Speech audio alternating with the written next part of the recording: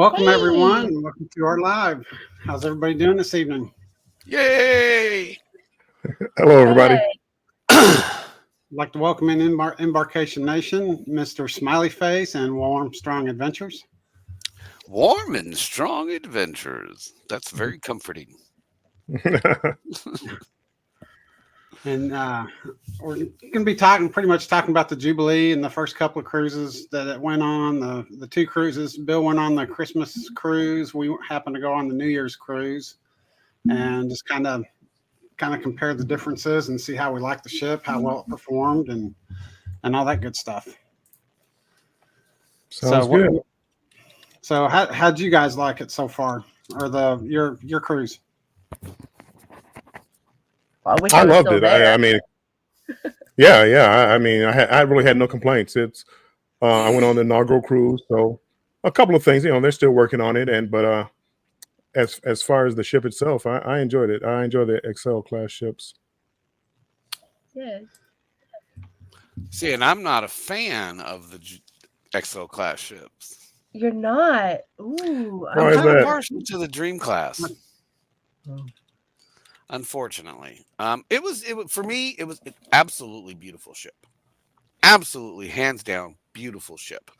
But for me, I was kind of lazy, so I was averaging 15 to 20,000 steps every day, and so I was a wee bit tired. The balcony rooms are nice. Definitely loved those. So, it just I think for me it was just like it was overwhelming for me. Um, it, but I love the it, ship. It's absolutely beautiful. Yeah, I think yeah, Andrew said in one of our lives from the ship that we were kind of overstimulated those first 2 days. There was just so much. That was our first time on Excel class, and we were just like, "Oh, the new bars and all the new." It was new to us. I mean, if you've been on Mardi Gras or Celebration, maybe it wasn't that shocking to you, but we felt a little overstimulated. So I can definitely see what you're saying there. But Tony, do you think we should introduce our new friend, yeah, Mr. Mr. Smiley? Smiley Face, Mr. Smiley, and you might want to tell us a little bit about yourself.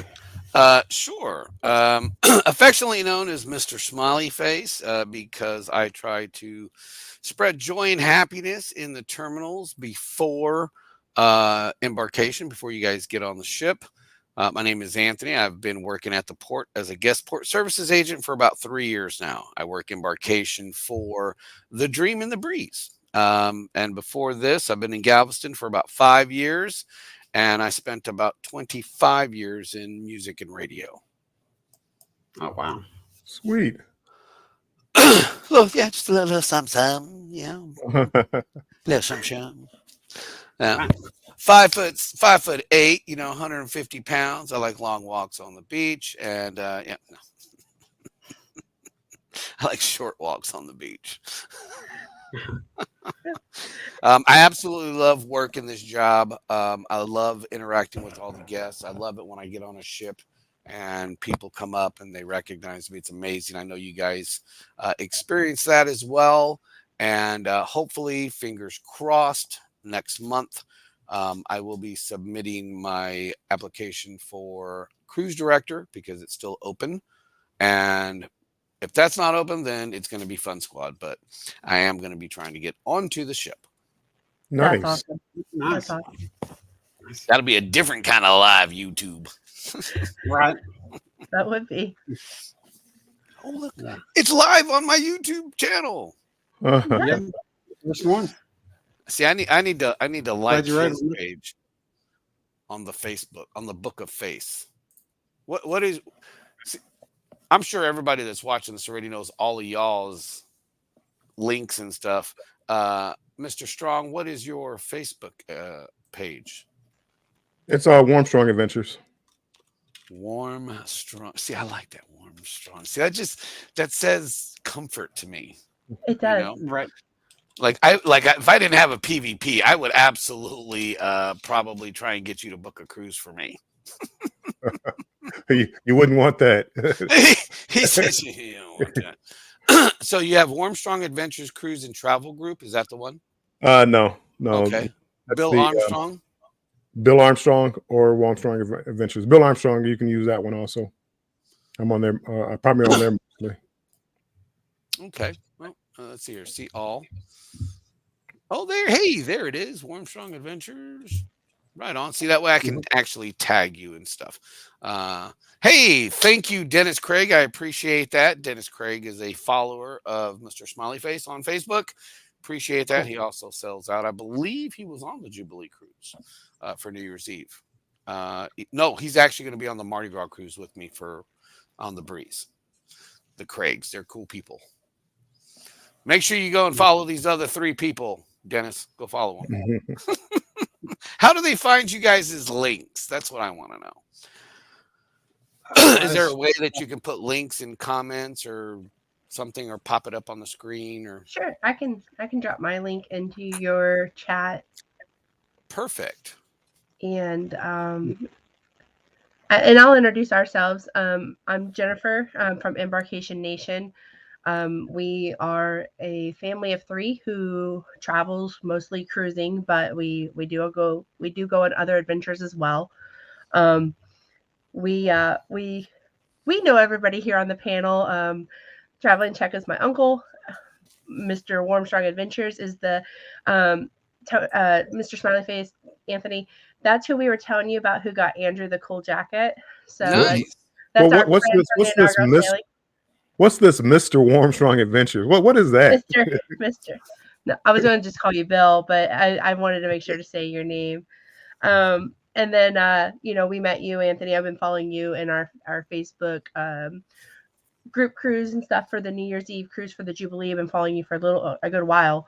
And then we got to have an awesome conversation on the ship and get to know you on the ship. So we're excited to have you here. So I've dropped Mr. Smiley's link into, if you're an Embarkation Nations channel chat, I've dropped Mr. Smiley Face's link into that.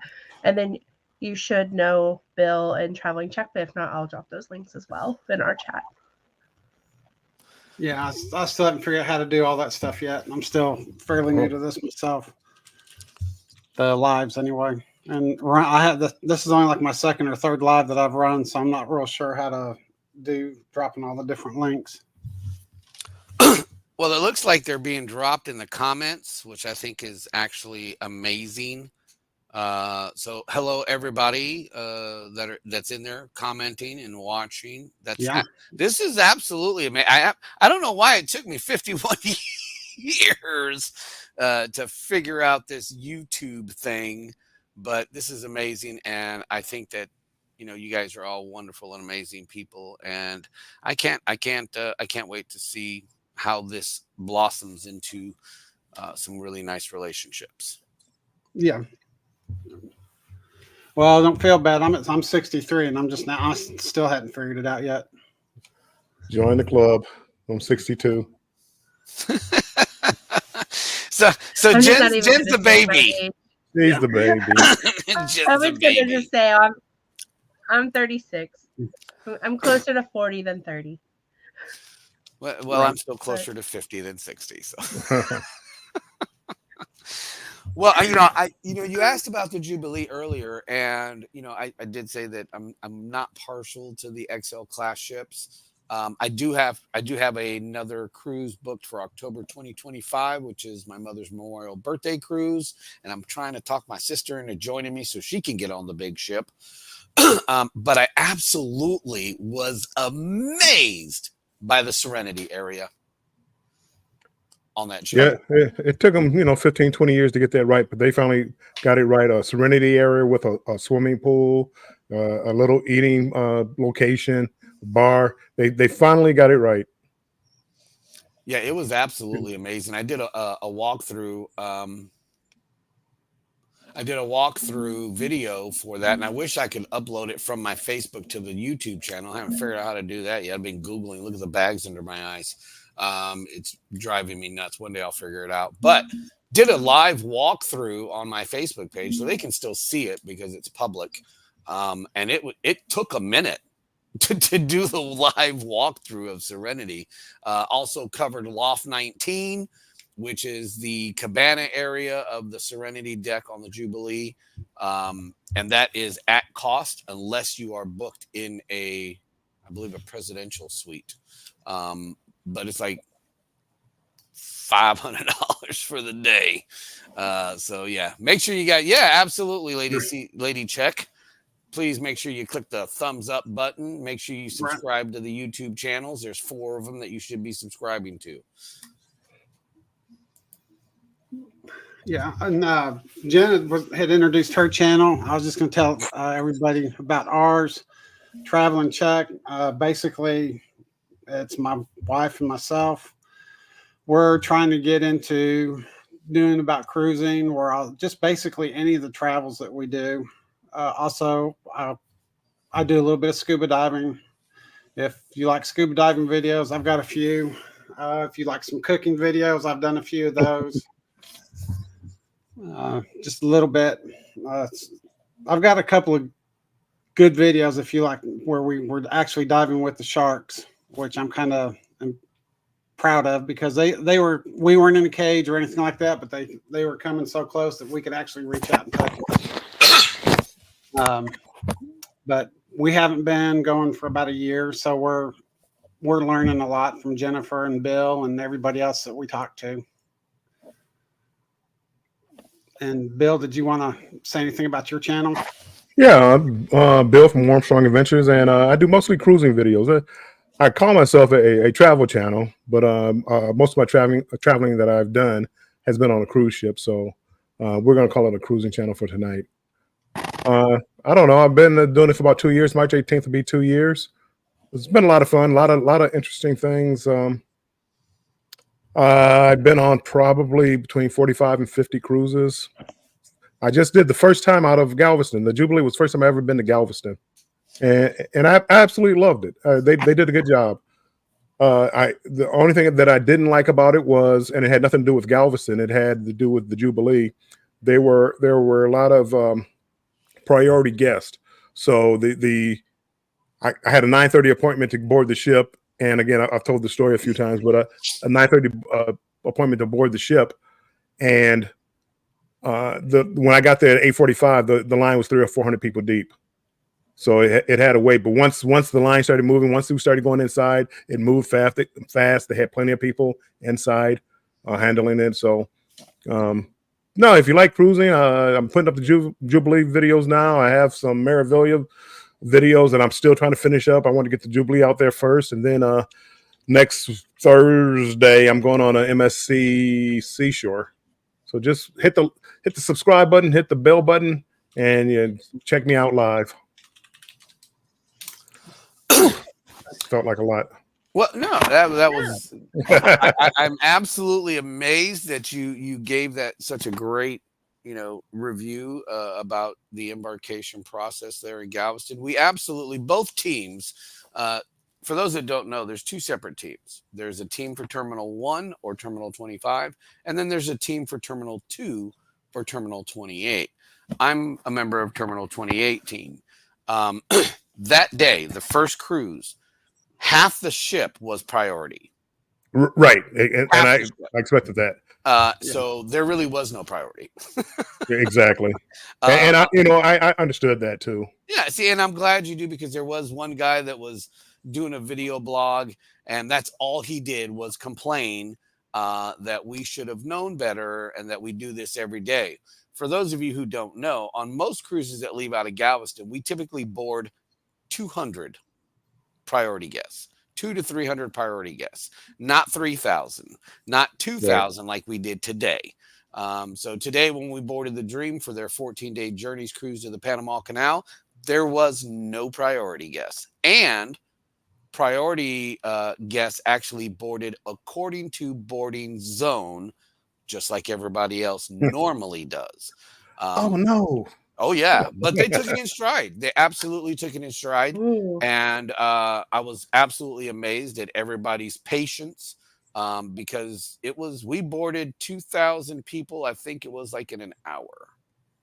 So, wow. And that was with 7 7 Embark agents or easy board agents. So we were moving them fast and quick. Everybody was, they were shocked. They came upstairs, and normally we have the little cordoned off area for our platinum and diamond and suites guests. And they're like, okay, well, where do I go? I'm diamond. I said, pick a seat. Pick a seat, because the whole area up here is priority today. And it was. We had a little bit of fun, and everybody was patient. On the New Year's Eve cruise, there was 2,000 priority guests on that cruise. So remember, guys, if you go out on the Jubilee, please pack your patience. We don't normally board that many priority guests, and it's probably going to be like that for the first 6 months, because diamond and platinum guests that have not yet sailed on the Jubilee are going to sail on the Jubilee, and then you have to include the suite guests in that priority designation. We don't even have Faster to the Fun for the Jubilee, so it's not even available. And when it's going to be available is anybody's guess. But for right now, it is not available for purchase. So just pack your patience when you come to the terminal to board the Jubilee. It's a brand new ship. Everybody wants to get on it. And please treat your terminal agents with kindness and care. Understand? Yeah, because we absolutely bust our tails to try to get everybody on in a fast and efficient manner. That's for sure. That's one thing we did notice. Yeah, that's the one thing that we did notice was of course, with it being a bigger ship, there was a lot more people, but the process seemed to go pretty smooth when we were boarding. It was really smooth when we were boarding as well. I just didn't like that new ramp that lasted. Woo, girl, let's okay. We should probably talk about that ramp. We should probably talk about that ramp, because there's probably going to be people that are watching that are like, "What are they talking about that ramp?"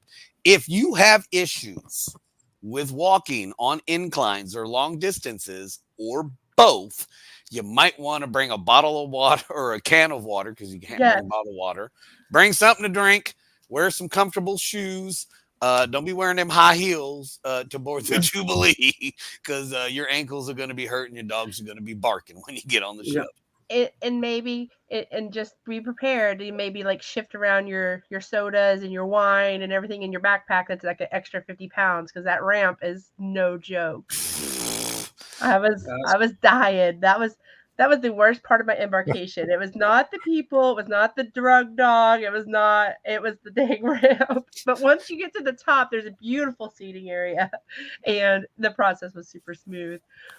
We actually boarded about 10 people behind EECC, so that was kind of like our like excitement, because they were the celebrities on the ship. So, but yeah, that we definitely had to sit and take a breather from that. I did from that ramp. I had to take a breather during the walkthrough, because terminal agents actually got a walkthrough the Thursday before the first sailing. And they walked us through, because apparently they were all finished. Everything was finished being remodeled, and everything was going good until we all got to that ramp. And it was just like, wow. People were like falling off, going over to the side. It's tough. It is a definite cardio workout if you board the Jubilee. So be prepared for that. Yeah, I'm going to need to know what incline that is, because I'm going to have to work on a treadmill and prepare for 6 months before I go back on it. I'm pretty sure it was at about a 20 to 25 degree incline. That was it's pretty good. But when you first walk on the ship, like I was in wow. Like I'm sure if you saw our Embarkation Day video, we walk right in and there's like this beautiful bar area and is it the Currents area? Am I wrong? With the like where the stage and the I don't know the actual name of that area. I was too busy fangirling over Kindle Fire standing right by the entrance. Especially when she was like, "Oh, I know who you are." And I was like, "Whoa!" Yeah, so I kind of geeked out a little bit. That is a wonderful area. I'm a little sad that they didn't have the capability to open up the windows behind the stage, because that would have been amazing. I don't even know if it's available to be opened now. Here we are, 4th cruise in, and I don't know if it's still able to be open. They were having some issues, Wow. Bill, but you that were on the fix is nice. yes. Bill, you were on the first sailing. So, what was your thoughts when you first walk on the Jubilee? Real thoughts? Oh, this looks just like the celebration. Huh? It looks just like the Mardi Gras. Should have asked. That was my real thought. Oh, wait a second. There's no Rolls Royce sitting over here. So this is a different ship. That's However, right. They got a car on that ship. yeah, the celebration they brought over what is it, car from the elation? No, from the ecstasy, I believe. Anyway, no, but I mean, it felt good. It felt exciting. The all the workers, yelling and screaming, welcome you aboard. I mean, you felt special, and I enjoyed it. I enjoyed it. Luckily, I knew kind of like where I wanted to go, and to get away from the crowd. That that immediate area, people are coming in and don't really know where to go, so they're all kind of like standing around. And then you see Grand Central over here, so they ventured on that way, and that's where Kindle Fire was taking pictures, and the DJ was, and all that. So they're all just like gathered right there, and I'm trying to get away from that spot as fast as possible. Because everybody's going to congregate there. Yeah, they're just standing around trying to figure out where's our muster drill station, F7. Well, where is that? And I mean, just get away from that area as fast as possible, and then you'll be fine. It's funny that you say muster drill stations, because typically in the terminal before embarkation, that's one of the things that I cover unofficially. I always make sure that everybody knows where their muster station is, how to figure out where their muster station is. For those people that are watching that don't really know the ins and outs of muster stations, I'm going to let them in on a little secret. The number on your muster station is the floor that it's on, and the letter is where on that floor your muster station is. A being towards the front of the ship, E being towards the back of the ship, and everything else in between is in between. So that is a quick little lesson and life hack on how to figure out where your muster station is. Plus, I'll be covering that. I'll probably do a video on that on my YouTube channel coming up. I'll be doing a lot of videos covering like embarkation process, muster, do's and don'ts on the ship, documentation, because there's always so many questions about documentation. That's why I do live Q&As in the cruise groups that I'm a member of, so that way I try to make sure that as many people as possible have a stress-free embarkation and vacation. And there's nothing more stressful than getting to the terminal and going to the check-in counter and they go, "Oh, you have the wrong documentation," because we don't accept. But Facebook said we don't ever accept that as the correct answer. So yeah, it'll be good.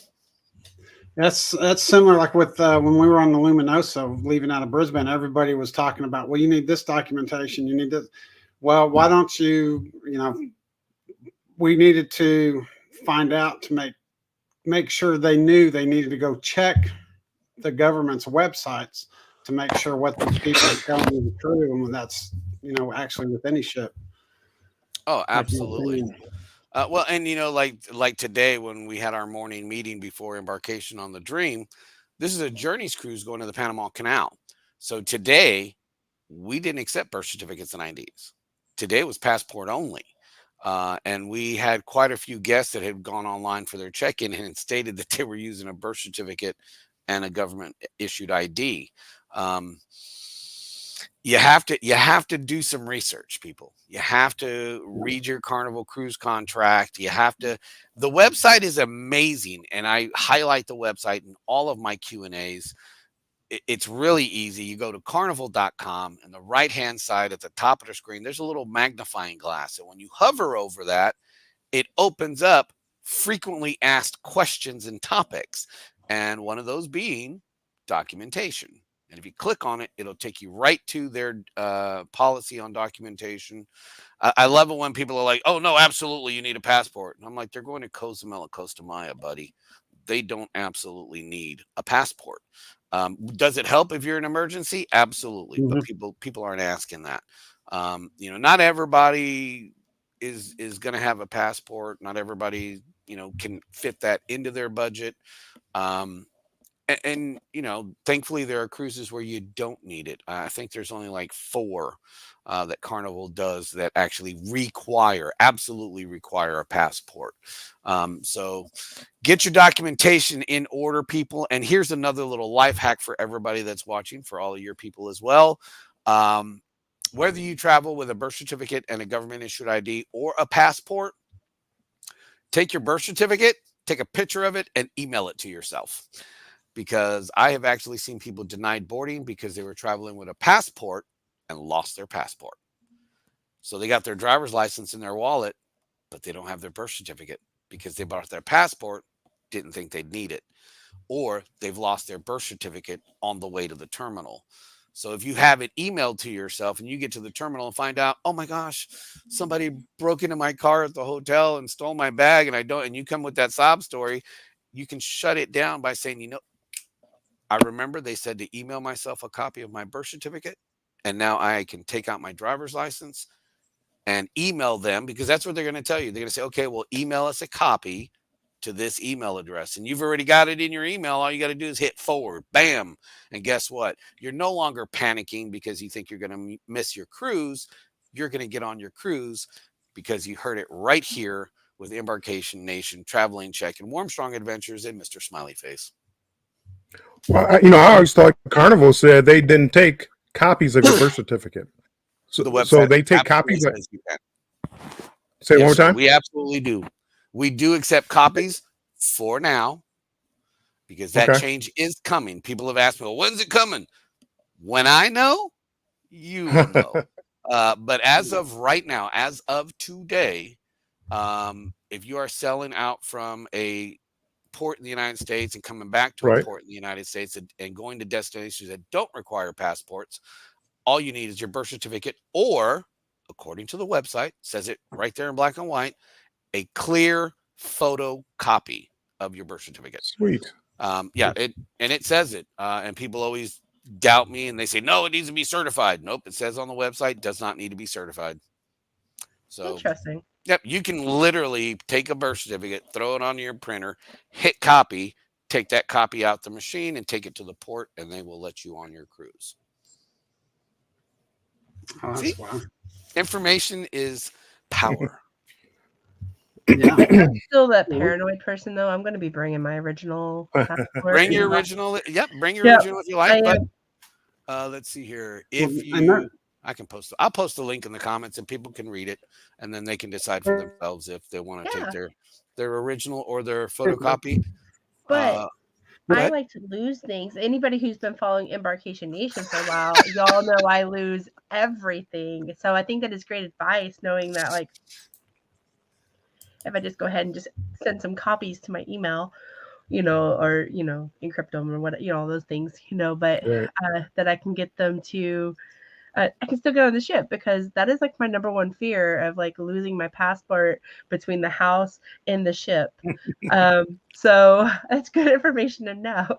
Yeah, and it's a concern for everybody. And like I tell everybody, if you don't want to email it to yourself, make a copy, put one in your pocket, put one in your purse, put one in the glove box of your car if you're driving, put one in your wallet. Have as many copies as you can, because you never know what's going to happen. I am Mr. Just in Case. I always share information that covers the just in case situations. And you never know. People are like, oh, I'll never lose it. Well, those are usually the people that come into the terminal and have to go to document recovery because they lost their documentation. Right. One of the reasons we got we not only carry our passport, but we also, it costs a few dollars more, but we also got the passport ID. That way, if we have our driver's license, we have another form of government identification in the event we lose our passport. I know in some cases you can't come back with that, but at least we're hoping that will make it easier to get the documentation from the government agencies, because here's a copy of our passport ID card. Will that help them get us the information we need quicker, instead of having to call around and get everything? It absolutely does. And when people say, oh, well, you can't take a picture of your passport, and that's not gonna do anything. Well, what it will do is it'll tell the embassy the document number on your passport, and then they can look it up.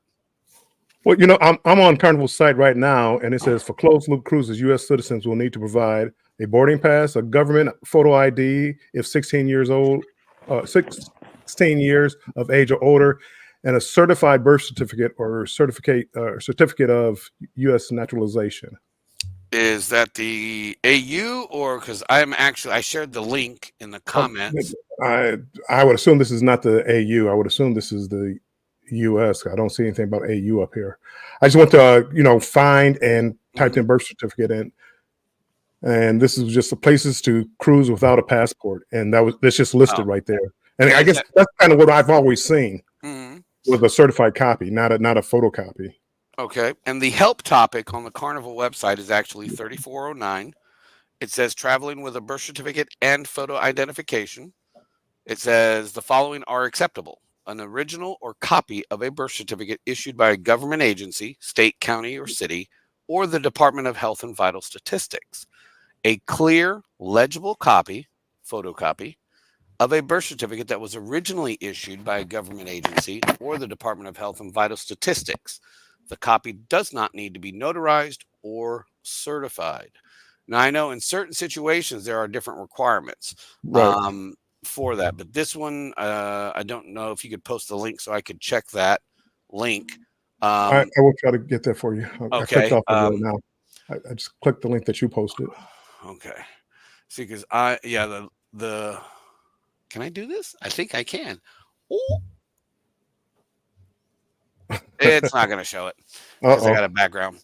I have a background going on, so it's not going to show it. But on the carnival.com page, if you hover over the magnifying glass and click travel documentation on the drop-down menus, the page will say, how can we help you? If you scroll down, there is a section. There's also sections about the passport card, state enhanced driver's license, which, by the way, if you are not from Michigan, Minnesota, New York, Vermont, or Washington, you do not have an enhanced driver's license. If you're from Texas, you absolutely do not have an enhanced driver's license. You don't know how many times we get that. And those Michigan people. we get Texans all the time that say they have one. Those Michigan people. Michigan people, we know about, because every place we go, we have to fly. So we have our IDs usually. Oh yeah, absolutely. And enhanced driver's license people also say enhanced driver's license on it. Right. Have a great night, Rob and Jan. Can Cruz. Yeah, bye-bye. I just want to say, Jan, we were talking about you on the Jubilee. We met up with Mr. Duckman. We'll have Tony has an interview already posted with him, but we'll have one as well. But we talked about our trip on the Vista with you and his interview then, and he remembered y'all right away, and he said hello. I just wanted to send that message to you. So back to the Jubilee, though. Yes. We actually got to stay in the interior room. That's the first time we had been on an XL class, and we got an interior room. And I'll admit, when we walked in, we were like, "Where's the room?" Okay, there's the bed, but where's the room? It was. But I understand that with it being a bigger ship, they've made the room smaller. But like I said, we hadn't been on the XL class, and walking into that room, it was just like, yeah, I don't think we'll be doing this type of room again on this. If we go on the XL class, we won't be doing the interior. Did you get a regular interior or the premium interior? I think it was just the regular, because it was real small. I mean, there was. Because my PVP actually had originally booked me on a premium interior, which would have been on deck 12. And he sold it to me as the premium interiors have almost the same amount of square footage as a balcony room, but with no balcony. Maybe later on I can do some research and figure out what the difference is square footage wise of an interior and a premium interior. What room did you have, Jen? We had a balcony on the 12th deck. So we were. Bala. Right. Just bragging over there. I wasn't gonna say anything. She's I was like- gonna let y'all talk about the interior rooms first. Surprised it wasn't a suite. Well, I also had a balcony on the 14th deck, but I actually got a call at 1:30 on Friday before the day before embarkation for an upgrade, which was $250 from a premium interior to a balcony on the 14th deck. And I had sent my sister a message because I consult her on all decisions concerning money because I'm irresponsible. And she was like, hell yeah. I was like, okay, well, I'll go ahead and get that one then. And it was nice. I did a walkthrough of my balcony room also. It's on my page and available for everybody to view. You just got to scroll, people. Don't be lazy. It was the second time I've ever been in a balcony because I prefer interior rooms. Usually it's just me. So, it was, I'll tell you what was shocking. How small the showers were. Yes. I'm only 5'8" and about 155 pounds. And I was like, how does anybody that's even a smidge bigger than I am, either taller or weight-wise, feel comfortable in this shower? Because I don't. Well, They were tiny. yes, I'm a thick person, and it took a lot of like wiggling, and yes. Have to raise one hand and Yeah, wash that right. arm. Slide, Raise slide that it up hand real and quick and slide. open the door, stick one leg out while you're washing the other half of Yeah. your body. I'm glad I'm not the only one because everybody's like, "Oh my God, you're just spoiled. You don't know what a small bathroom is." And I'm like, I've been in some places that have really small bathrooms, and that ship has a small bathroom in the rooms. It's a small bathroom, but I definitely learned did. some tricks throughout the Hello, I Tess. mean, after I got out the shower, I would open the door up because I'm claustrophobic, and it's like this is just too. I mean, I'm trying to wipe off, and I'm all over touching everything. It's like I can't do this.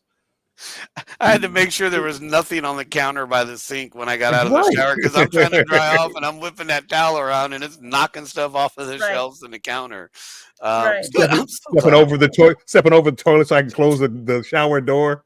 Yeah, it was small. I guess I'm the only one that I really didn't have a problem with the showers. Yeah, they were a little small, but I actually felt more comfortable in them than the ones on the other ships. I don't know if it's because the door was solid or the drapes. You know how the drapes, you turn on the water and they get sucked in, and next thing you know, you're sticking to the drapes and stuff. I don't know if that was the problem, but I missed the shower curtain sticking to the fanny a little bit. I felt a little more that's comforting. roomier. But see, I'm just the opposite. The curtain never bothered me. It went out. You're like trapped in a little tube. It's like, Yes. You feel like a mime. Yes, I agree with you, Bill. I felt like I kind of missed the shower curtain at this moment. I'm having to. Funny that you're mentioning shower curtains because I'm leaving on the Breeze on Saturday for a back-to-back, a 5 and a 4, and thank you, Blue Tune. I just got an order in for Amazon for magnets. Because I usually use clips. I put clips on the bottom of the shower curtain to keep it down. And now I've got 8-ounce magnets and they stick to each other on the curtain. I've got 5 sets of them. So I'm going to put 3 sets on the bottom of that curtain. It ain't going nowhere. That's too funny. But it is comforting a little bit when it hugs you, especially if you're a solo traveler. It's like a nice hug in the morning. It's like a cold hug. Hey, Mr. Smiley Face. Yes, sir. This isn't about the Jubilee. This is about Journey Cruises. I've been on a few of them, and Carnival seems to have no idea what's going on. And I think Tony can attest to this. We both sailed out of it was Brisbane. Were we on the Brisbane one it had to be Brisbane, right? Yeah. And it's like, well, what insurance do I need? Well, what do I need to bring to the terminal? And nobody had a direct answer. And this is dealing directly with Carnival. Right. Call the 1-800 number. You go there. It's like, hey, I got the insurance from Carnival. Do I need to? Can you send me a copy? Well, we don't have. I can't send you a copy. You won't need it. It's in your record. I get up to the counter. Hey, where's your proof of insurance? Well, you said you couldn't give me. Well, Carnival said they couldn't give me one, and I bought it from Carnival because this went on and on. We had a Facebook group going on and on and on and on. You needed a visa. And this is from when I did from Seattle to Sydney one time. You needed a visa to get into Australia. Yes, sir. We had 100 people that had to get off the ship in Hawaii because they didn't have a visa. So I don't even know how they got on the ship. You asked for my visa, but now I'm trying to figure out how did this 100 people, how did they get on the ship without a visa? And it was like I just talking to Carnival, and they give you a runaround when you do call. It just and I don't like to, you don't deal with Facebook, you don't deal with YouTube, and you're calling Carnival, you're calling your PVP. Hey, tell me exactly what I need. Let me know, and I'll do it. And everybody told you a different story. Yeah, and it was frustrating. I can imagine how frustrating that would be. Yes. Well, that was the same way. We were wanting to get off in Hawaii, and every person that we talked to on the 1-800, anybody that we talked to, Carnival wise, was saying, no, you can't get off. No, you can't. And we're like, and finally we ended up, somebody suggested that we contact the Port Authority, or who was that? I can't, the name of the, but we contacted them and they said, yeah, no, it's no problem. And so we just, when we got on the ship, we asked about getting off, and the ship said, yeah, that's no problem. But everybody that we talked to up to that point was saying, no, you can't get off. No, you can't get off. Well, here's what I have found, because of course I don't work on that end of the cruising process. But when I was going through my training for PVP, one of the things I can tell you is that when you call the 1-800 number, some of those people have not been with the company as long as others, and may not have that kind of information. One, because they don't cruise, or two, they've never been on a cruise, or, because anytime you work for Carnival in the guest services department and you're working on the phone, we have access to a program that kind of works like earlier when I mentioned the help topic ID for documentation. We actually have a specific software on our computers that we can actually type in specific help topics that aren't the same as that one, and we can actually pull up information. If whoever you talk to had pulled up the information for your destination for Australia, Australian cruising requirements, I probably could type it in right now on the website and it would pull it up, that everything that you would need for that. As far as the Carnival Vacation Protection, that is not an insurance that is actually handled by Carnival, and I'm sure most people know that. It's actually Aon Infinity, I think, is the name of the insurance company. Something like that, yeah. And you can, I think it's in your cruise contract is the number, but you can call them and they will send you whatever you need. I don't understand why somebody at the counter would say, hey, I need proof, if it's actually in the computer, because that's part of your invoice summary. Well, that's what I pulled up. I said, I don't have anything else. I can show you here where I paid it. And that's fine. And then, you can go about your business. Yeah. I don't know. I don't know what the process is for going on Australian cruises, because I have yet to go on one. It's on my bucket list. They keep sending me free rooms, but I'm like, well, I got to pay $3,000 for airfare, so I'm not taking that cruise. Right. But I feel bad when people have these kind of issues, because for the most part, people that you do call or deal with in Carnival, for the most part, they're going to try to be as helpful as possible. Will you run into those that maybe don't have the information or experience and maybe don't know how to handle that type of situation? Well, and again, it's not like the individual. It was Carnival. When I went from Seattle to Sydney, we left. It was a 23-day cruise, Seattle to Sydney. Let's say we got there on the leaving Seattle, U.S. time. We get there on 21st. However, we crossed the date line. We arrived on the 22nd. Carnival is booking people for the 21st for flights out. When we arrive in the future, because when we get to Australia, it's no longer 21st. Right. So from Hawaii, when we left Hawaii to Seattle, Hawaii to Sydney, they're trying to rebook a ton of people because they booked them for the 21st instead of the 22nd. And it's like, and it Carnival, this wasn't your first Trans-Pacific cruise. And it wasn't like an individual that did it. It wasn't like they asked. No, Carnival did this, and it was like just a madhouse. I can imagine that would be, and I like I said, I don't work that side, but no, I don't understand how that.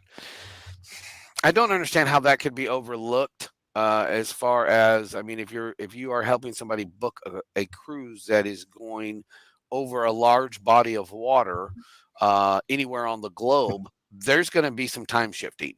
Hell, if you go from one state to another here in the United States, there's going to be a time shift. Yeah. It's the same thing. Mm-hmm. I feel really bad that you had that issue. Hopefully, if you filled out your guest survey, I hope that you put that in there. If not, what I would suggest is actually going to John Heald's page and voicing your concern about that, because he's really good about passing that type of information onto the upper management to make them aware of something that probably we need to work on. They were made well aware of it on the ship. I mean, what they did, this is a couple of years ago, and just every time I go to Australia, there's always like some kind of question, and if you call one person today, you call back tomorrow, it's like I'm getting a different answer because I've done it twice. Now I kind of know what I need, so I have the passport, I have the visa.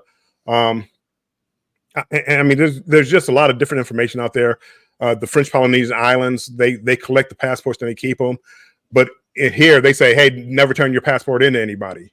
And it's like, well, if you go someplace, they need your passport. So I mean, it's just certain things like that. And it sounds like you're doing that kind of thing to try to inform people, and that's a great thing. Because they do need to know. And it's good that it's, I guess if you could say a silver lining for you having that issue is that now you have the experience. So when you run into people that are getting ready to book those type of cruises, that's something that you as, an individual can actually warn people about or inform them about, which they may not get. They may not get it currently, which is concerning because that could actually affect somebody's cruise experience. And that's the biggest concern for me. And if I was higher up in the Carnival organization, that would be amazing. For those that don't know, I don't actually get a paycheck from Carnival. I get a paycheck from a third-party company that hires all of Carnival's portside agents. We work for another company, but represent Carnival.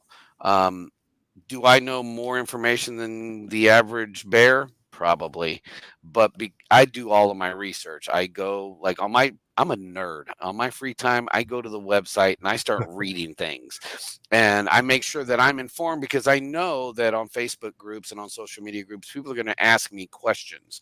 And one of the things that my management has already said is make sure you are not giving out false information. Make sure your information is accurate. Because that can absolutely affect the whole port. They've already been called once on my behalf from Miami. So I had to learn my lesson the hard way. So now I absolutely double check, triple check, make sure that the information that I'm giving out is absolutely 100% correct and verifiable by the website. And then that way I don't run into problems. So yeah, I try to inform people as much as I can. There are times where I'm like, hey, you know what? I don't have that information, but if you would like and give me some time, I will find out the answer for you. But I was also management with Sam's, and that was our thing. We never said, no, I don't know. We always said, I will find that answer for you, or I will find someone who knows it. So, I'm glad you brought that up because now I'm actually writing that down on my little yellow pad, and I'm going to do some research on Australian cruises. Yeah, especially the ones leaving from the U.S. going to Australia, because they jump they jump The international daylight. the dateline, and Mhm. they just have to rebook people, and it became a disaster just because they were one day off, and for people, not a lot of people flew directly back, but there were enough people that it became a problem. But no, overall, I think you guys do a great job. I mean, there's a lot of information. If Carnival has one problem, what they need to do is just well, just like what we were just talking about as far as the birth certificate. And if I find it, I'm gonna send you with the link. Yeah, please do. But I went to a spot on Carnival site that said certified copy, Right. and then I went to the link that you had, and it says a photocopy. It's fine. So you need to make sure that both of them are the same, because if I go to the first one, I don't think I have to double check if I'm already on Carnival site. I see that. I see that reasoning. But yeah, no, that's good to know. And I agree with Tess Allman here. Like she said, go ahead. No, I was gonna say I agree with her. If every passenger would kind of take accountability and go read the information on the website, but like you said, Bill, sometimes it's not right in certain areas. But I can see both sides here, because there's times where I'm like, well, that was right there in front of my face, and I should have just read it, right? Like a little bit. Well, some things you should. Minutes of yeah.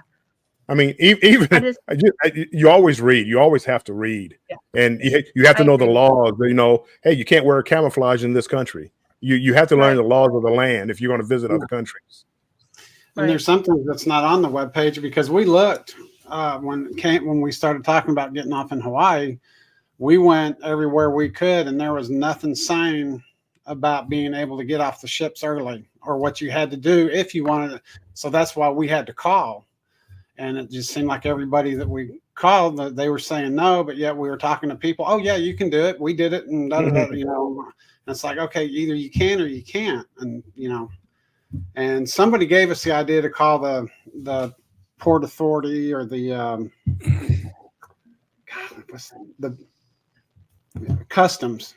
I think it was your travel. And they were the ones that said, I finally ended up emailing them, and they were like, yeah, that's not a problem getting off. It's like, okay, well, cool. Well, then we'll plan on getting off. And then we got on the ship, and they were saying, yeah, there's not a problem with it. So, right. That's good. So, can we talk about the Jubilee? Hey, Jubilee! What Jubilee? What Jubilee? What's that? I'm just playing. Hey, you know what I thought was one of the coolest things? I wouldn't say coolest things, but one of the things I did like about the Jubilee was almost everything was on what I call the bowling alley. Like deck 8. You could have taken a bowling ball and rolled it from one end to the other, and you would have hit 15 things that everybody needs to stop at. Right. We stayed the most on 6, 8, and 16. Those were the 3 decks that we hung out. You really did. You just went back and forth on the ship. And I guess that's kind of what I loved about it, was that, everything was pretty centralized as far as that the decks. And if you had a cabin on deck 9 or something like that, you were right in the middle of all the action. So I think Carnival finally, started getting the design of the ships right. I agree. Especially like you were talking about the Serenity deck, putting it up on like it's basically like on its own floor, own area, your own swimming pool.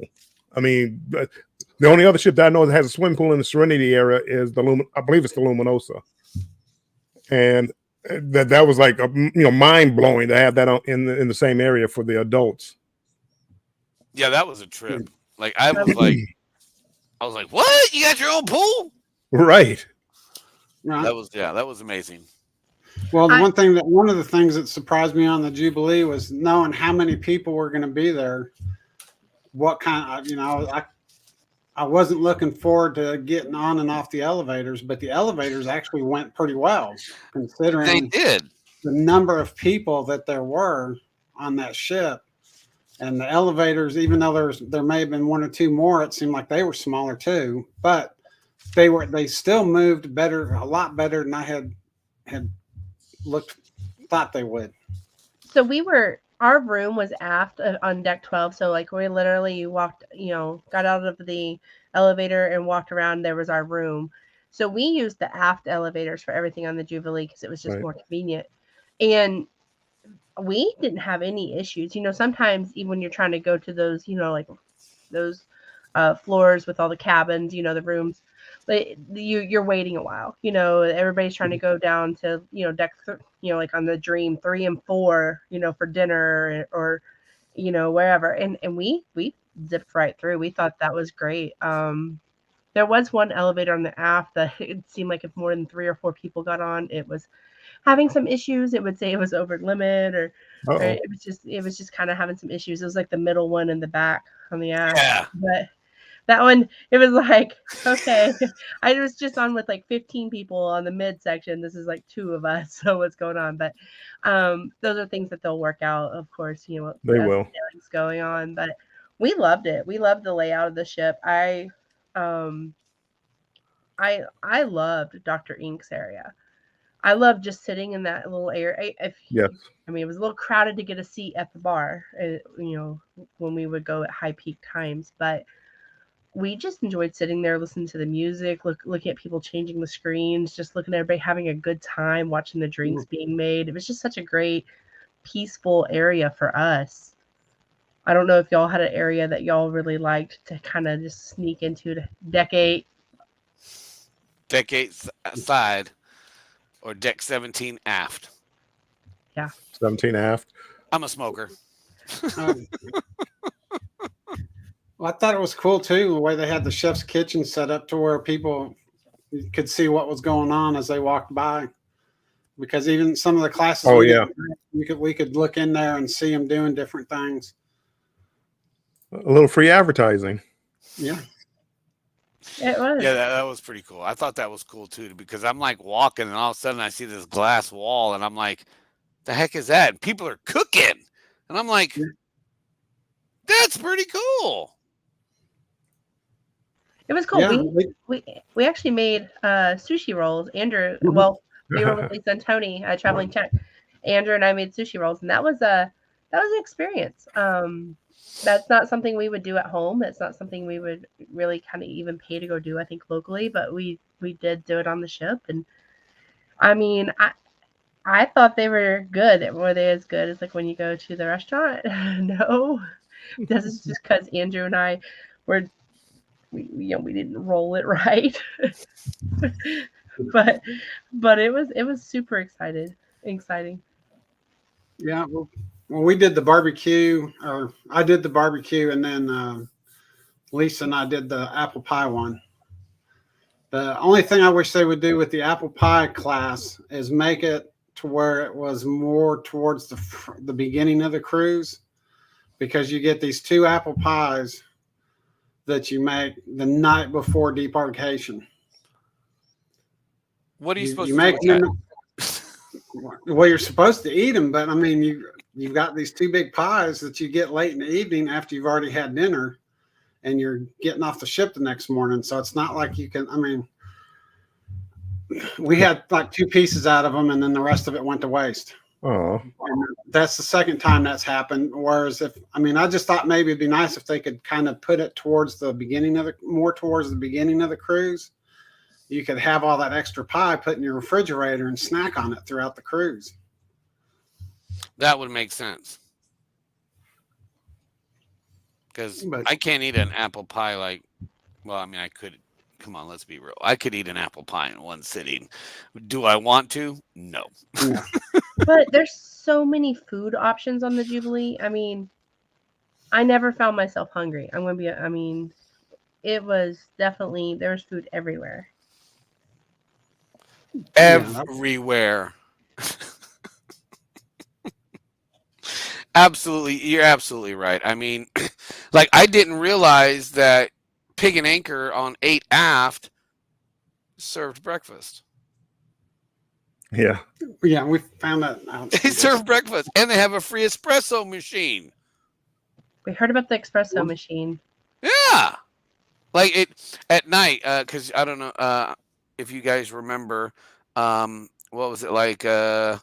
the second to last night, it got super cold and rainy. Was it the second to last night or the last night? I can't remember. I think it was the second to last. The last night? Yeah, it got super cold, super windy, and I was outside doing my thing on 8, mid behind the Marina Bar, and I'm like, damn, man, a cup of coffee would be really good right now, but I don't want just a plain cup of coffee. Right. So I'm looking all over. Java Blue was closed. They said go to the Mermaid Bar. Mermaid Bar said no, we were not serving it at this time. It's like 11 o'clock at night. And they're like, nope, go to the Marina Bar. And I said, okay. I went to the Marina Bar. The Marina Bar had the coffee machine, the coffee cups. And I'm like, by the way, the Marina Bar can make you a cup of coffee, specialty coffee. They're like, oh, we just shut down the machine and we're cleaning it. I'm like, where can I get a cup of coffee? And they're like, well, go to Pick and Anchor. There's an espresso machine. I said, what?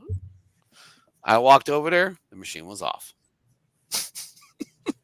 So I asked the crew member, I said, hey, is this coming back on, or where can I go get a cup of coffee? And he said, oh, yep. As soon as we open the line for food, we'll turn the machine back on. And sure enough, like 5 minutes before they started serving the food, they turned the machine on. I got a cup of coffee, put a little bit of hot chocolate in it, some sugar, and I had a nice cup of mocha coffee. It was nice. Ooh, I have to remember that. Yeah, absolutely. And you can, and even if their machine is off at the Marina Bar, which is deck 8 mid, right there after you head towards the back, after you pass Pixels on the left-hand side, they'll give you a paper cup and a lid so you can go get coffee. Oh, cool. So you don't have to go and get it in a coffee cup like you get at Denny's and walk around with it, spilling coffee all over the place. Oh, nice. Yeah, we're going back in July 4th. So that's definitely stuff I need to remember. Where to get coffee late at night? Yes. Mm-hmm. Yeah, I'm definitely a coffee drinker. I got people at work asking me how I can drink so much coffee and still sleep at night. And it's like, it don't affect me. No, I can drink 3 energy drinks right now and I'll be asleep in an hour. I'm drinking some right now. I forgot to grab one from the fridge before I sat down. But yeah, I mean, did any of you guys eat at the sandwich place? What is it called? On deck 8? Beach buns. Beach. No, did not. That name was very, very, very well thought out. I did not get to eat a sandwich there. I did eat pizza at Coastal Slice. So that was nice. Bonsai teppanyaki. Yeah, I didn't get to eat there, but I liked the pizza. It was perfectly fine. Everybody's like, oh, it's not Pizza Pirate. It's not Domino's either. Yeah. I thought it was pretty good. Yeah, we thought it got better as the week goes on, honestly. Like, we thought in the beginning, like the first couple days, like we were like, oh, that kind of tastes a little different. But towards the end of the week, it kind of started tasting like Pizza Pirate. I don't know if it was just us or... I thought it tasted better towards the end of the week. That was just my opinion. I mean, there were so many options to eat that I really didn't go to too many places more than twice. There might have been a couple that I stopped at twice, but most of them, because just so many different options. The pizza, buns, beach buns, and Java Blue, and all these other places, and Street Eats, and all these other places. Shebang and Cucina de Capitano. I mean, it's just so many places. And I normally eat maybe like twice a day. So if you go like the brunch, C-Day brunch or something like that, and then dinner time, and again, I mean, take a couple of cookies back to your room or cabin, and I mean, you're good to go usually, or I am at least. Yeah. We would. So Chloe, that's what she thinks is part of the cruising. That's her deal. She goes to Camp Ocean, and then she thinks that it's either pizza or ice cream afterward. So anyways, we hit the pizza place up pretty frequently that week. I could have gone all week and never stopped by the pizza place and been okay, but Chloe insisted. So but no, it was good and it was convenient. The sandwiches were good. I thought they were really good. But too. I preferred, I'm going to be honest, I thought the buffet was good. I mean, We ate there a couple Me too. nights just to kind of quick and easy, and I thought it was good. I mean, normally we're not buffet people on a cruise ship. We're kind of like that's our last resort, but we thought it was really good. Shacks, we ate there a ton. I think we got It was like right twice. above us, though. It was easy. It's funny how when you deal with people, some people hated the buffet. Some people loved it. I was like in the group that loved it. Some people love Shaq. Some people hate it. I mean, when you listen to people, that's why I don't even listen to people. Like when they give me, hey, here's my review of whatever. I don't even pay attention to it. You know, I try to go for myself and see, because just because you hate it doesn't mean I'm not gonna love it. Right. Yeah. Reviews and opinions are subjective. You know, Yeah. Shacks. I went late in the morning to catch some breakfast because I slept in a little bit that day, and had missed everything else. Plus, it was close to the smoking area, and I was not impressed with that breakfast sandwich that late in the morning. But I will say the chicken that I asked for in addition to the sandwiches, that was really good. I loved the flavor of that chicken and the breading. Oh yeah, that was really good. So Andrew and I debated on that breakfast as well. He thought it was great. I told him I would have rathered McDonald's biscuits Were your over. biscuits hard? Mine was really hard. Andrew's was not, but mine was really like hard. Like maybe it'd been under a heat lamp for a little bit, and then had some like honey drizzled on it. Again, wasn't gonna complain or anything, but I just didn't love it. But Andrew had a really nice, warm, fresh one. Oh, So I mean, it was just kind of the luck of the draw. But the chicken was really good. But when we would go for like to get like chicken sandwiches and stuff, it was good. It was easy for us. It was real convenient. It was right above us, so we would just hop up and there we were. what did y'all think of the MDR? Only got there once, but the one time that we went, it was good. I think I went twice. I thought it was decent. We didn't go at all. But see, I normally go towards. I had an anytime dining. I normally go towards the end, so it wasn't crowded. I didn't have a wait. It was very easy for me. I went on both Elegant Nights and joined a family that adopted me. Thank you, Shirley and Chris, for adopting me. The second night the first night we went, it wasn't bad. It was an enjoyable experience. I'm really not a big fan of the whole new menu, by the way. They took out alligator beignets. They took out bitter and blanc. I'm a little upset with that. Side note, you can find bitter and blanc in the dessert section of the buffet. For those who love bitter and blanc. The second night, they sat us all the way in the back by the windows, and there was a constant vibration on the floor. No, I'm not talking like I'm talking like it was like you were sitting in a massage chair the whole time. And it's right over the engines, or the aft engines, and you can see the trail of white water. So if you're going into the MDR, into the Pacific dining room, do not let them sit you at that big table in the back by the window, unless you need a massage while you're eating dinner. It disturbed the whole table. Like after we put up with it for like, I don't know, 20, 30 minutes, but after about an hour, it was just like, what is this? And then you walk towards the front of the dining room, no vibration, no shaking, nothing. So I think it's right above the engines, and I think it was just transference of the movement of the engines. But if you're kind of sensitive to those kind of things, don't sit back there.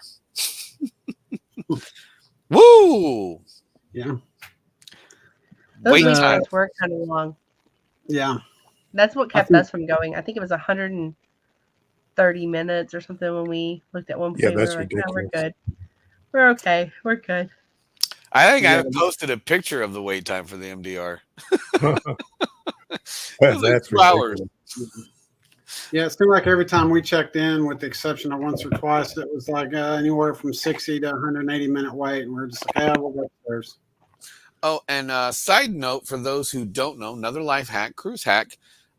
If you happen to be on the Jubilee and the internet shuts down, you can actually open up your Hub app and you cannot check in for dinner. But if you call guest services and ask for the extension to the dining room, you can call and check in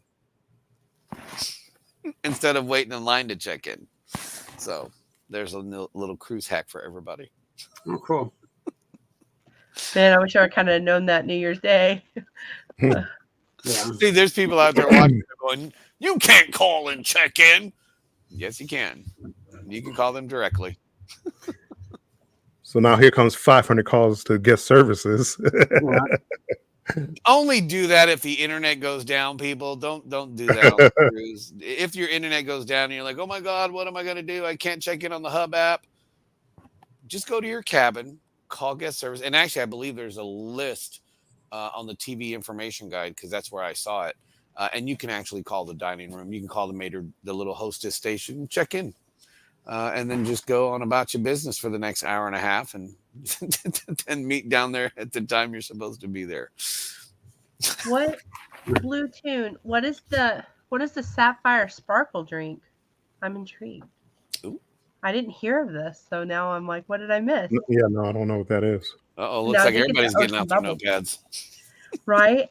I did get the Ocean Bubble, in which, I mean, the bubble was the whole reason I ordered the drink, and that was really cool at Dr. Oh, Neat's. the one with the smoke in it?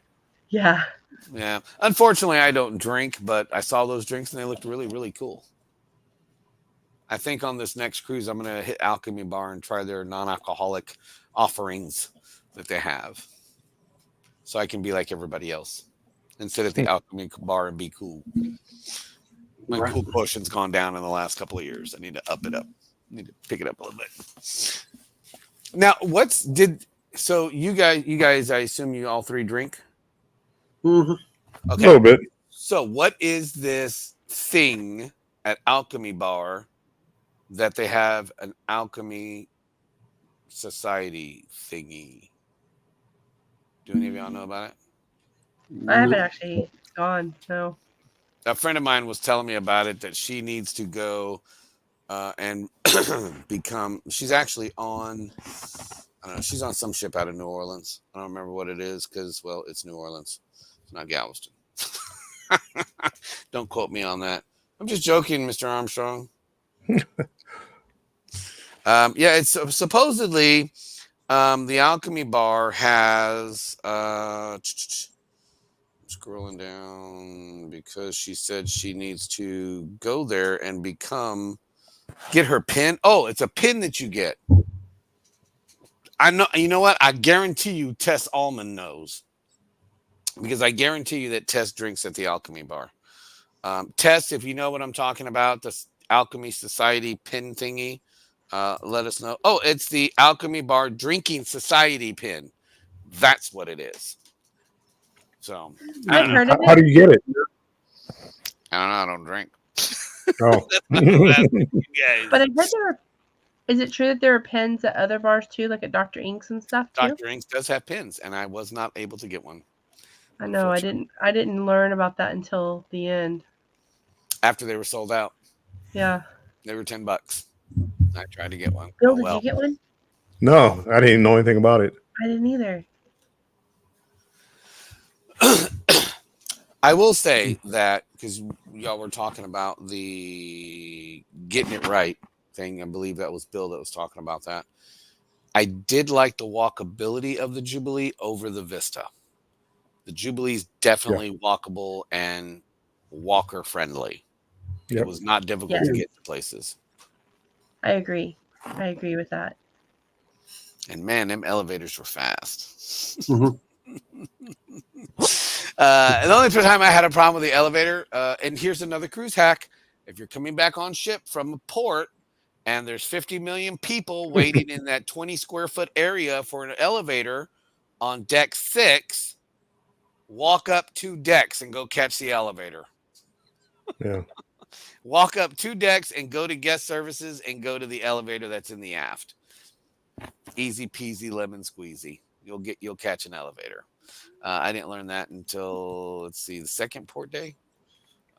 Yes, there was some little old lady that was climbing the stairs, and I was like, ma'am, do you need a hand? She was like, no, I'm going up to 8 to go to the back elevator so I can get up to my cabin. I said, you know what? I'm going to walk with you. And I Yeah. did. So, and that's the easiest way. But yeah, they're super small, but man, they're fast. They go super Yeah. fast. You're at your floor before you know it. I agree with you on that. Shall we talk about the casino? Ooh. Um, Ugh. I broke even. Yes, we can. I broke even. I don't know about my wife. This is the first cruise in, well, since I've been like 18 that I did not gamble because I couldn't find when I would go. There, it was really crowded in peak times when Camp Ocean was open and Chloe was there, and I'm like, hey, mommy's going to sneak up to the casino. Um, it was so crowded and so busy, but I did hear that there were over 2,300, I guess, casino offers on board on our sailing. So yeah, there's a couple of them here. But yeah, so I we loved our gambling on the Jubilee, but this is the first time since I mean, that I can ever remember that I haven't, of being of age, that I didn't gamble on a cruise ship. But it looked pretty. It Yeah, did. well, I, li- I And the like that they have smoke-free the area two is smoke. smoke-free. Yeah, and they had plenty of machines. Even though again I understand about it being crowded, but that's going to be expected. Anytime you have, I don't want to say anytime, but anytime you have a lot of priority people on there, a lot of those priority people are gamblers. So the machines, a lot of the journey cruises, you want to see a ton of gamblers on that ship. And I thought they handled the crowd well. The drinks, they didn't take a extremely long time to come to you if you were sitting at a machine. They try to jam in too many machines, so you're like right next to a person, and you're back to back to a person. So there's really, like, sometimes it's hard to get through. But I thought they well designed. Plenty of space. Smoke doesn't bother me, so I didn't really notice the non-smoking versus the smoking. Um, but they had they had. I thought it was fine. Easy I to get only, to, right in the middle of the ship.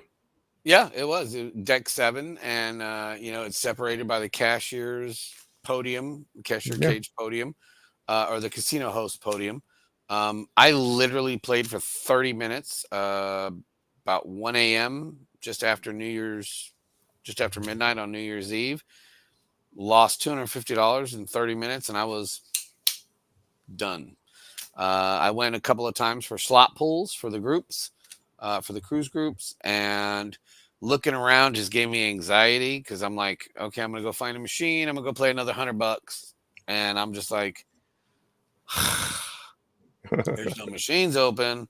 A couple of friends of mine were saying that if you went between 3 and 7 a.m., not a problem finding a machine. Yeah. I do know my other friend who plays table games. She did verify that there was a sign-up sheet for table games. That's how many people were waiting for the table games. And Wow. I'm glad I don't pay attention. Really? Mm-hmm.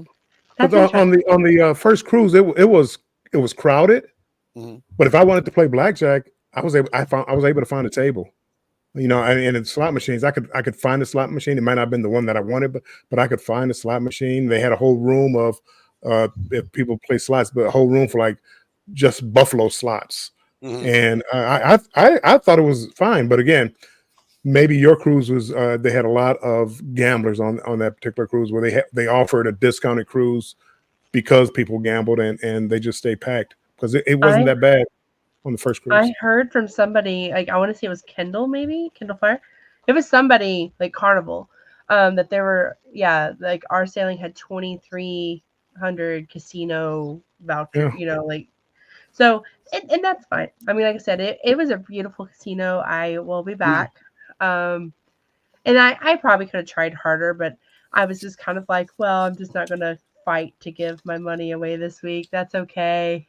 That's okay, Carnival. You know me. I lost a lot on the Carnival Dream during my birthday week. So um, it's just a sign of this isn't meant to be this week.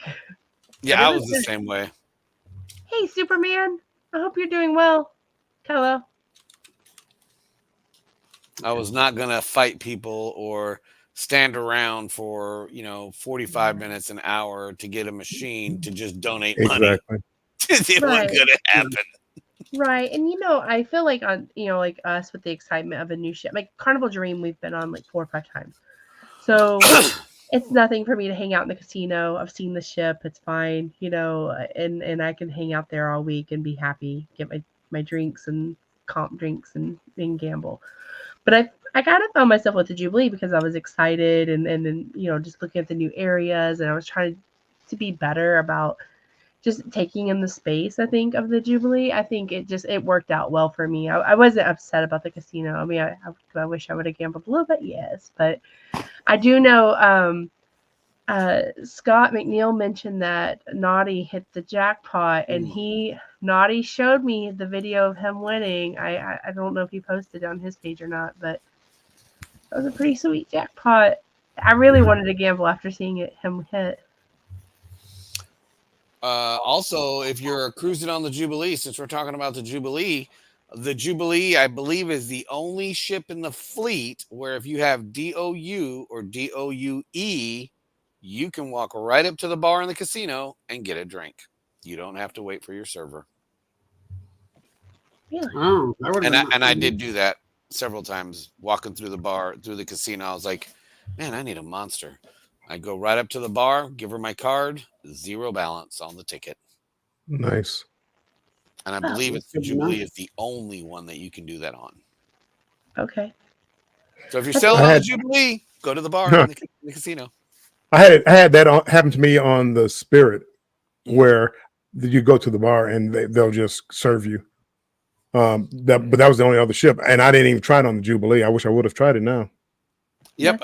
There was a guest that was, I was like, man, I'm sitting here waiting for this guy to come back with my drink. I've been waiting 37 minutes now. And she's like, why don't you just go to the bar? And I'm like, well, I have DOU and I'm not playing and you're not allowed to buy it at the bar. She goes, yes, he can.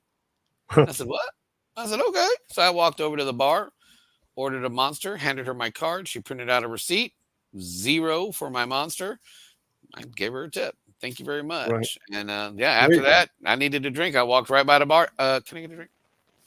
So yeah, go to the Jubilee bar. Go to the casino bar on the Jubilee if you need a drink and your waiter's taking too long. That way, when you get up to go get a drink, I can have a machine. Man, I wish I would have known that. Yeah, so we got drinks without having to pay. I know. I had free drinks in the casino. I didn't need them. That's okay. Sorry. Well, and now you know, because did one of y'all say you're going back on the Jubilee? Yeah, the July 4th cruise. Oh, that should be a fun one. Kind of like New Year's Eve.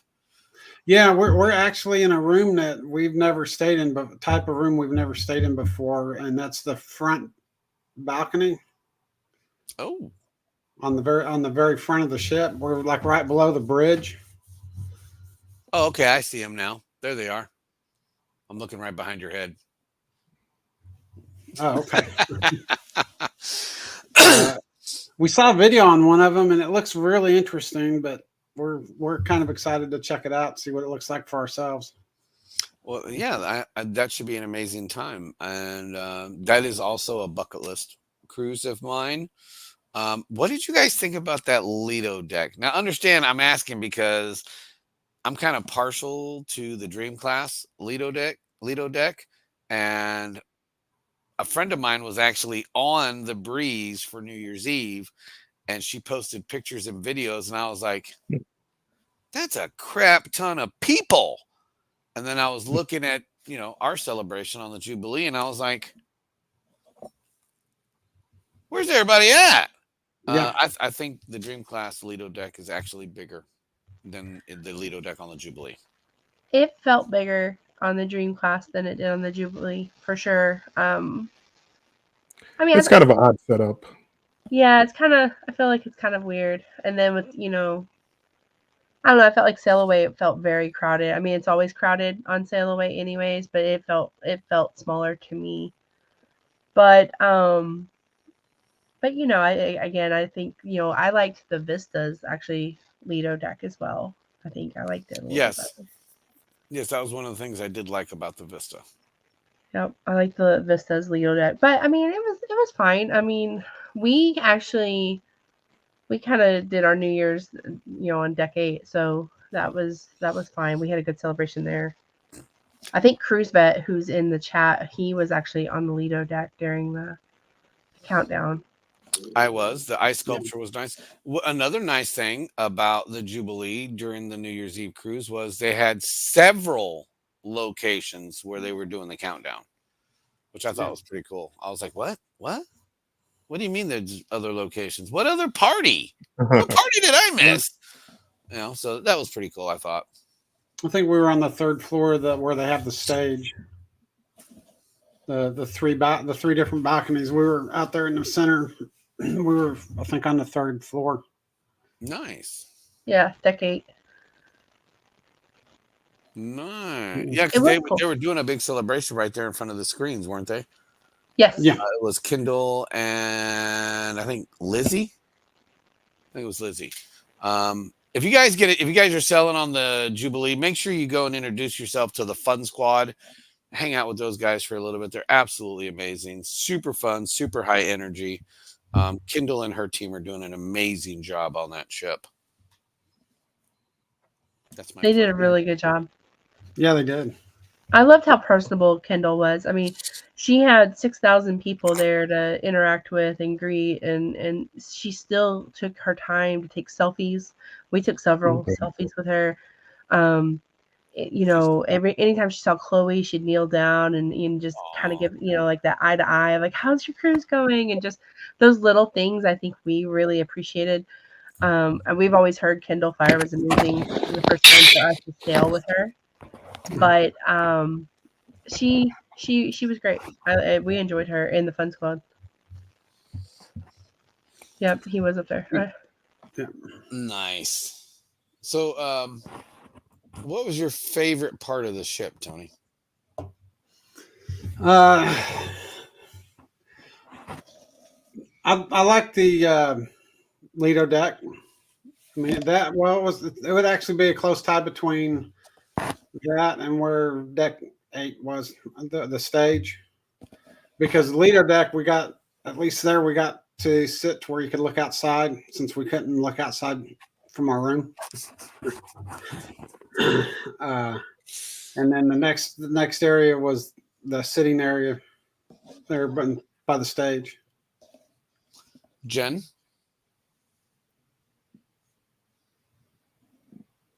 It would help if I unmuted. We enjoyed right there by Dr. Ink's, that little sitting area kind of across from Dr. Ink's. We enjoyed sitting there.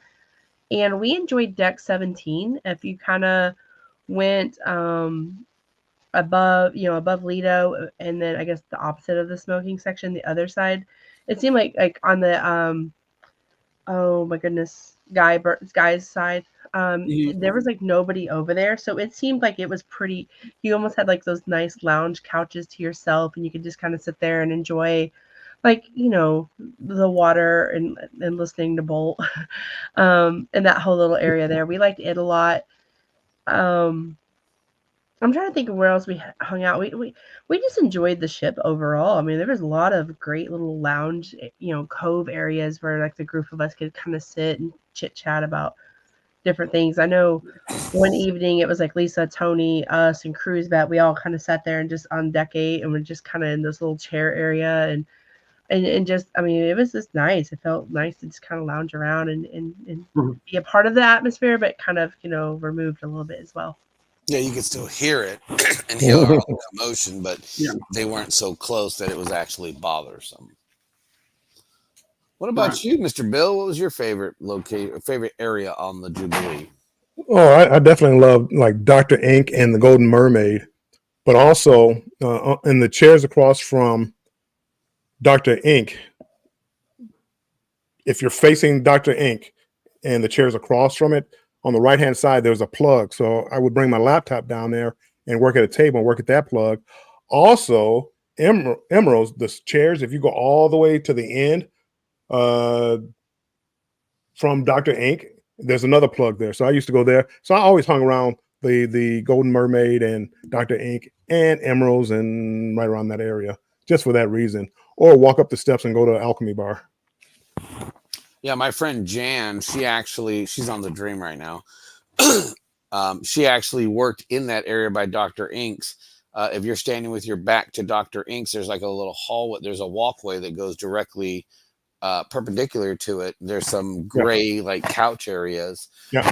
She took up one of those couch areas for like a whole day. Had her blanket, her pillow, and water, and laptop, and 2 other screens, and she was working. That's what she does. She works on her cruises, and I think she's got like 34 cruises this year. And she does that. She works from the ship. So I was like, man, I'm trying to get a job where I can work from the ship to my laptop. Well, that's great. You know, I had barring the places that I had to go enjoy my Vice. You know, I think that for me, deck 17 mid, above the Lido deck, closer to mid, there were loungers underneath the overhang. That was nice. That was nice. And I think that area, because I never really got to sit there, but there were days where I would go and I'm just walking around trying to find somewhere to just chill out and be away from people. But for me, it was always outside. It was always outside, you know, on either side of the ship, whether you're on starboard or port. And there's always loungers that were just empty. People were not sitting in them. Did any of y'all ride the Bolt? Nope. Andrew did. I did on the Mardi Gras and Celebration. I didn't do it on this one. You didn't ride it, huh, Tony? No, I just never got around to it. Well, I feel the need for speed, and if I ever go on an XL class ship again, it'll only be so that I can ride the roller coaster. I did find out, though, that if you are in the second car and you are going faster than the car in front of you, they will stop your car. I did find that out. So when you see people posting about having problems with the Bolt, it's not problems. It's actually a safety feature. For those that are watching that don't know, the Bolt is a roller coaster. It has a car with 2 seats on it. The person in front controls the throttle and the boost button. And it is super fast. And if you're going too fast in the second car and you're getting ready to catch up to the first car, it's going to stop you. It stopped me between the sport court and the funnel, right where it takes that 45-degree turn. And I was hanging over and I had a bruise on my ribs for about 3 days. But I didn't call Carnival and ask for a full refund of my cruise or $2 million in onboard credit. I did a little research and asked the people, hey, why did the car stop? And they told me. You know, they said, hey, you know, next time get in the first car and you won't have that problem. So if you're going to ride the Bolt, make sure, and you don't want to stop, make sure you're in the first car. But if you do the first car, make sure you're not going so slow that you stop the car behind you, because they don't want to stop either. You got to ride it, Tony. It's super fun. I may do that this summer when we go back. We need to give Tony a list of tasks, some homework to do when he gets back on the Jubilee. You got to go get a Dr. Inks pin too. Yeah. Gotta get Yes. Well, for some reason, this cruise, I was extremely tired. So I unfortunately did more sleeping than I wanted to. I have a feeling January 20th when I get on for 9 days on the breeze, there's probably going to be a couple of days in those 9 days where I'm going to lay in my bed and I'm going to watch free movies. I did that a lot on the Jubilee too, by the way. They got a lot of free movies. They really did. Well, I think that's the biggest mistake a lot of people make. There's a ton of things to do, and you just run yourself ragged trying to do everything that you don't enjoy anything.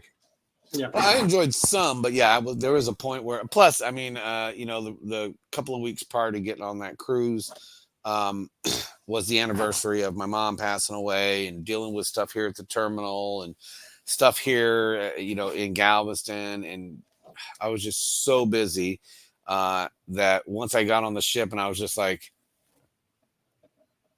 this thing's huge. This thing is huge. The first day I found the things that I absolutely needed to find. Food, food and drinks, and try to find out where the smoking sections were. And then I think by the fourth day, I was just like, we got back. I think that was a port day, I believe. And we got back and I was just, after dinner, it was like 9 o'clock. I felt like I was 90 years old because at 9 o'clock, I was just like laying in my bed, trying not to do anything because I was just so tired. But you are absolutely right, Bill. There are so many things to do that people really need to pace yourself. You're going to be on there for 7 days. Try to break it up a little bit, 3 decks per day. And you should be all right. Man, you guys are so fun. I like you guys. We need to do that again. We need to do this again. It's actually 22:35, and I worked at the terminal all day and had to get up at. I know. Every time I go, I had to get up at 6 o'clock. Somebody goes, "Well, I was up at 4 o'clock this morning, cutting the yard and painting the house." Well, I don't do that every day, so yeah, I'm a little bit tired. But I appreciate you guys having me on. Thank you very much for including me into this broadcast.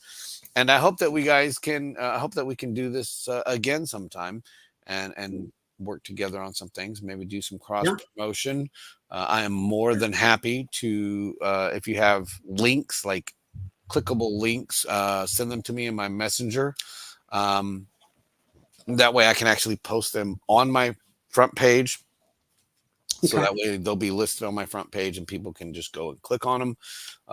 And absolutely, if you are a subscriber of Mr. Smiley Face on YouTube, please go check out Embarkation Nation, Traveling Czech, and Warmstrong Adventures. Go follow them on Facebook, on YouTube, on Instagram, AOL, whatever the site is. Go follow them. Bill, thank you for having me. Jen, thank you for extending the invitation. Tony, thank you for having me. I have to bid you adieu because I'm actually starting to get loopy. When I start laughing a lot, that means I'm getting really tired. So thank you guys. I don't know if you guys are going to continue this broadcast tonight, but I absolutely appreciate it. And I will absolutely make sure that my followers go and follow you guys because you are good people. Oh, we appreciate that. And bye-bye, Mr. Smiley Face. Take care. Thank you very much. Y'all have a good evening. You too. Thank you for coming in. Thank you, Tony. Yes. Anthony, when you click at the top there, it should give you an option to, I guess, like the little green check mark? Yes. That way you can end your stream and not. It says stream. Leave studio. Yep. Yeah. Is that the one or stop cam? No, leave studio. Leave studio. Okay, well, I will bid you adieu. All right. Good night. It was good to see you. Good seeing you guys. Take care. That was a lot of fun. Yeah. Yeah. Sure was. I don't know if it's ended streaming on his. No, it's still streaming on his. Tony, you may have to end it for not all of us, but his little check mark there. Well, I'm only seeing 3. Mine. I'm not broadcasting. Yeah, so yours would be the E? Yes. Because it doesn't say whose is whose. Oh, yeah, it does. Okay, just remove. Click on his and then click remove. Yes. That way he doesn't have to worry